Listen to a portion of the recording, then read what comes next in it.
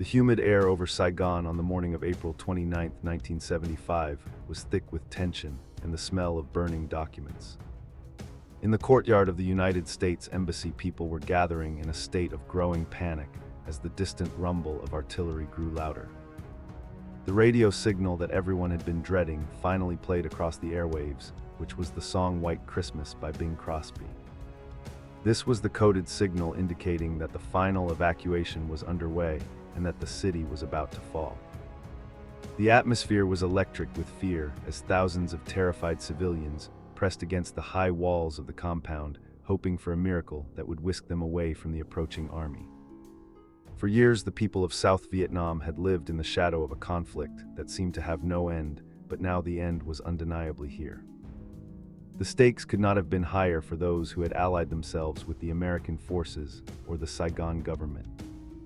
Reports of retribution and harsh imprisonment from the northern provinces had filtered down to the capital, creating a wave of sheer terror. It was not just a matter of political defeat, but a question of life and death for tens of thousands of people. Families were faced with the agonizing choice of splitting up to save their children or staying together to face an uncertain and potentially brutal future under a new regime. The chaos had begun in earnest during the early hours of the morning, when rockets slammed into Tan Son Nhat Air Base, killing 2 United States Marines. Charles McMahon and Darwin Judge were the last American ground casualties of the war, and their deaths signaled that the airport was no longer safe for fixed-wing aircraft. The massive Hercules transport planes that had been ferrying refugees out of the country could no longer land on the cratered runways. This realization sent a shockwave through the chain of command, as the only remaining option for evacuation was the helicopter. The stage was set for the largest aerial evacuation in history, known as Operation Frequent Wind. At the center of this unfolding tragedy stood Ambassador Graham Martin, a man who had stubbornly refused to believe that Saigon would fall. He was a diplomat of the old school who believed that projecting confidence could somehow alter the reality on the battlefield. For weeks he had delayed the evacuation of non-essential personnel, fearing that a premature exit would trigger panic and cause the collapse of the South Vietnamese government. Now, as the North Vietnamese army tightened its noose around the city, Martin was forced to confront the catastrophic reality of the situation. His hesitation had shortened the window of opportunity, and now time was running out for everyone.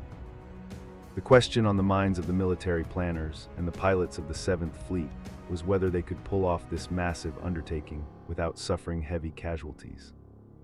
The airspace over Saigon was filled with anti-aircraft fire and heat-seeking missiles that could easily bring down a slow-moving helicopter. The weather was deteriorating, with scattered thunderstorms adding to the danger of the mission. Would the pilots be able to navigate the chaotic skies and the crowded landing zones to save the people waiting below? Every minute that ticked by brought the enemy tanks closer to the heart of the city and increased the likelihood of a bloody confrontation. As the sun began to rise higher, the sound of rotor blades became the heartbeat of the dying city. Swarms of Huey helicopters and heavy-lift Sea Stallions descended from the sky like giant metal insects. They landed on rooftops and in courtyards, picking up evacuees and ferrying them out to the flotilla of American ships waiting in the South China Sea. The pilots flew with incredible skill and daring, pushing their machines and their bodies to the limit. They dodged ground fire and navigated through clouds of black smoke rising from burning fuel depots on the outskirts of the city. Inside the embassy compound, the scene was one of utter desperation as the swimming pool area became a makeshift landing zone. Marines used the butts of their rifles to maintain order as thousands of people clamored to get over the walls. Mothers passed their babies over the barbed wire to strangers, hoping that someone on the other side would take them to safety. The noise was deafening, with the roar of engines drowning out the screams and pleas of those being left behind. Ambassador Martin, looking weary and haggard, finally accepted that he too would have to leave the country he had tried so hard to save. Out at sea, the aircraft carriers were becoming overwhelmed by the sheer number of helicopters arriving from the mainland. South Vietnamese pilots had taken to the skies in whatever aircraft they could find, often with their entire families squeezed into the cockpit. There was no room left on the flight decks, so desperate measures had to be taken to clear space for incoming flights. In one of the most iconic images of the war, American sailors pushed millions of dollars worth of helicopters over the side of the ships and into the ocean. The splashing of the aircraft into the waves marked a surreal and wasteful end to the conflict. One particularly dramatic moment involved a South Vietnamese pilot flying a small observation plane with his wife and 5 children crammed inside. He circled the USS Midway, dropping a note on the deck that pleaded for permission to land on the crowded carrier. The captain of the ship ordered several helicopters to be pushed overboard to clear the runway for the desperate father. With skillful precision, the pilot landed the small plane on the heaving deck, saving his family in a miraculous feat of airmanship. It was a rare moment of triumph amidst the overwhelming sorrow of the evacuation. Back in the city, the situation was deteriorating rapidly as looters began to ransack abandoned buildings and homes. The police force had largely disintegrated, and the rule of law had vanished, leaving the streets to the mercy of the mob. American personnel were burning millions of dollars in currency and sensitive intelligence documents in the embassy incinerators. The thick black smoke from the rooftop added to the apocalyptic gloom that hung over Saigon. The shredders jammed from overuse, and weary staffers were forced to tear up documents by hand in a frantic race against time. The North Vietnamese army was now pressing into the suburbs, meeting only sporadic resistance from the remnants of the South Vietnamese forces. The sound of small arms fire crackled through the streets as the last defenders made their final stand. Bridges leading into the city were being blown up or captured, cutting off escape routes for those on the ground. The noose was tightening, and the panic in the streets reached a fever pitch as people realized there was no way out. The illusion of safety had completely shattered, leaving only the raw instinct for survival. Ambassador Graham Martin remained in the embassy until the very early hours of April 30th, refusing to leave until as many people as possible were evacuated. He looked pale and exhausted, carrying the weight of the failed policy and the lives lost on his shoulders. Finally, under direct orders from the President of the United States, he boarded a helicopter and lifted off from the roof. As his aircraft banked away towards the sea, he looked down one last time at the burning city. The American flag that had flown over the embassy was folded and tucked under the arm of a Marine, marking the official end of the American presence. With the ambassador gone, the remaining Marines barricaded themselves on the roof, waiting for the final lift. The crowds below had breached the embassy walls and were pouring into the building, looting offices and searching for a way out. The Marines used tear gas to hold back the tide of humanity as they scanned the sky for the returning helicopters. It was a tense standoff in the stairwells and corridors of the Chancery as the clock ticked down. The fear of being overrun and captured by the approaching enemy was palpable among the small group of rear guard defenders. The final helicopter, call sign Lady Ace 09, touched down on the embassy roof just before 8 in the morning. The last 11 Marines scrambled aboard the aircraft, their faces etched with fatigue and relief. As the helicopter lifted off, they left behind hundreds of South Vietnamese allies who had been promised evacuation but were now abandoned. The sight of the helicopter disappearing into the clouds was a crushing blow to those stranded on the roof. They waited in vain for a return flight that would never come, realizing they had been left to face their fate alone. Silence fell over the embassy roof for a brief moment before the looters surged up the stairs to claim the abandoned space. The city of Saigon was now effectively defenseless, waiting for the conquerors to arrive. The streets were littered with discarded uniforms and boots as South Vietnamese soldiers shed their military identities to blend in with the civilian population. Weapons lay in piles on the sidewalks, abandoned by men who saw no point in fighting any longer. The war was over for them, and the only goal now was to survive the coming peace. At the presidential palace, President Duong Van Minh, who had been sworn in only days earlier, prepared to surrender. He sat in the opulent reception room, waiting for the North Vietnamese officers to arrive and accept the transfer of power. He hoped to ensure an orderly transition and avoid further bloodshed in the city center. His brief presidency had been a final desperate attempt to negotiate a political settlement, but it was too little too late. The momentum of history was moving too fast for negotiations, and the victors were in no mood for compromise. Shortly before noon on April 30th, a column of North Vietnamese tanks rumbled through the streets of Saigon. They moved past the silent American embassy and headed straight for the Independence Palace, the seat of the South Vietnamese government. The lead tank, a Russian-made T-54 bearing the number 843, crashed through the wrought iron gates of the palace. This singular violent act symbolized the final collapse of the Republic of Vietnam. The image of the tank entering the palace grounds would be broadcast around the world, signaling the definitive end of the war. A North Vietnamese soldier jumped down from the tank and ran to raise the flag of the Provisional Revolutionary Government over the palace. Inside the building, General Min told the approaching officer that he was waiting to hand over power. The officer replied sternly that there was no power left to hand over and that the old regime had simply collapsed. Min was taken into custody and led away, effectively ending the existence of South Vietnam as a sovereign nation. The long struggle for unification that had cost millions of lives was finally over. For the people of Saigon, the arrival of the northern troops was a moment of mixed emotions, ranging from relief to terror. Some welcomed the soldiers with cautious optimism, hoping for an end to the violence and corruption. Others hid in their homes, terrified of the bloodbath that had been predicted by the departing Americans. The city was renamed Ho Chi Minh City in honor of the revolutionary leader who had died years before seeing his dream realized. The streets that had once bustled with American jeeps and soldiers were now filled with green trucks and pith helmets. The aftermath of the fall was immediate and profound as the new government moved to consolidate its control over the South. Officers of the former South Vietnamese army and government officials were ordered to report for re-education. Many would spend years in harsh labor camps, enduring starvation and indoctrination in the remote jungles. The promises of reconciliation were often replaced by a grim reality of retribution and social engineering. The society that had existed in the South was systematically dismantled and rebuilt in the image of the North.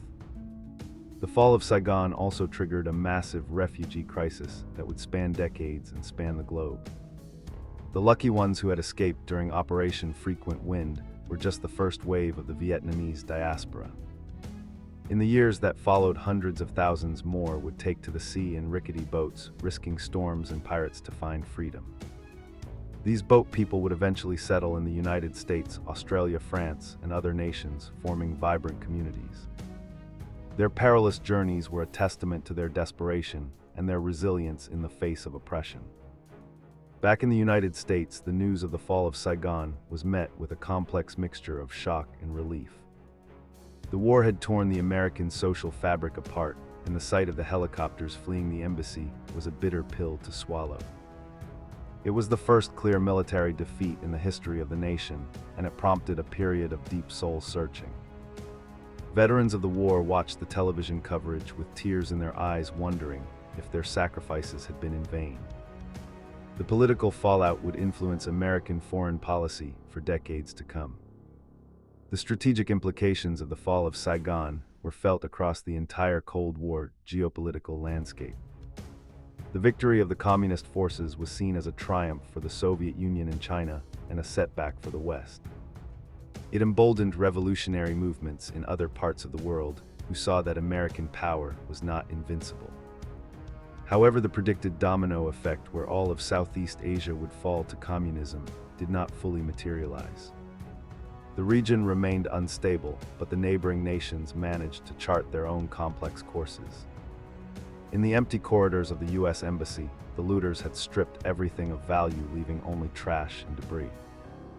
The building that had once been the fortress of American power in Southeast Asia was now a hollow shell. It stood as a haunting monument to the failure of a policy that had relied too heavily on military might. The silence in the compound was a stark contrast to the frenetic energy that had defined the war years.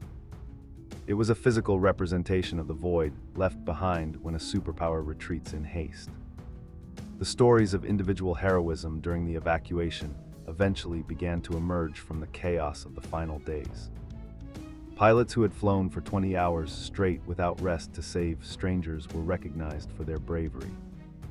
Marines who had held the line at the embassy walls while being pelted with rocks and debris were remembered. Civilians who had risked their lives to help their friends and neighbors escape showed the best of humanity. These personal acts of courage provided a glimmer of light in an otherwise dark chapter of history. One of the most poignant aspects of the fall was the separation of families that occurred in the confusion. Many parents had sent their children ahead on planes hoping to join them later, only to be trapped when the airport closed. It would take years and sometimes decades for these families to be reunited, if they ever were. The emotional scars of these separations ran deep, affecting generations of Vietnamese people. The pain of the exodus was not just physical displacement, but the shattering of the family unit. The equipment left behind by the retreating South Vietnamese and American forces was staggering in its scale and value. Tanks, trucks, aircraft, and millions of rounds of ammunition fell into the hands of the North Vietnamese army. This captured arsenal instantly made Vietnam one of the most heavily armed nations in Southeast Asia. The images of communist soldiers driving American jeeps and flying American helicopters were a propaganda coup for the victors. It was a tangible transfer of power that underscored the totality of the defeat. For the American public, the fall of Saigon marked the end of the television war that had played out in their living rooms. For over a decade, the nightly news had brought the violence of the jungle into the safety of American homes. Now the screen went black on Vietnam, and the country tried to move on to other concerns. But the images of the final days remained burned into the collective consciousness of the generation. The sight of the helicopter on the roof became a symbol of the limits of intervention. The city of Saigon itself underwent a rapid transformation in the weeks and months following the takeover. The bars and dance halls that had catered to American soldiers were closed down or repurposed. The black market economy was cracked down upon, and a new austere socialist morality was imposed. The vibrant, chaotic energy of the wartime capital was replaced by the disciplined atmosphere of a revolutionary city. The cultural landscape shifted dramatically as the influences of the West were purged. Despite the harshness of the new regime, the end of the war did bring peace to a land that had known only conflict for decades. The bombing stopped and the defoliants were no longer sprayed over the jungles and farmlands. Farmers could return to their fields without fear of stepping on mines or being caught in a crossfire. The unification of the country satisfied the deep nationalistic desire that had fueled the Vietnamese resistance for generations. It was a peace bought at a terrible price, but it was peace nonetheless. The legacy of the Vietnam War and the fall of Saigon continues to be debated by historians and military strategists today.